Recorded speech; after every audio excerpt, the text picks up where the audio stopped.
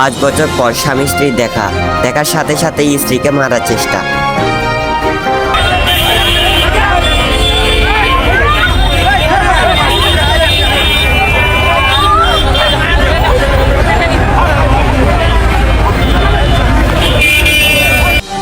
স্বামীর মার খেয়ে স্ত্রীর আর্তনাদ কান্না।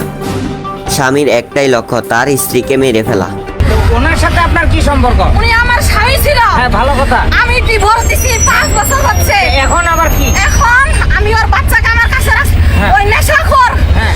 ওর কাছে বাচ্চা রাখিনি। হ্যাঁ। ওই পাগলের মতো বলে খুঁজতেছে, আমার ধরবে, রাস্তায় মারবে, এজন্য আজকে ওই আমার ধরে মারতেছে। ভিডিওতে জানা যায় তাদের ডিভোর্স হয়েছে 5 বছর। স্বামী মাদকাসক্ত থাকায় তার মেয়েকে স্বামীর হাতে তুলে দেয়নি, তাই তাকে মারার জন্য খুঁজছিল স্বামী।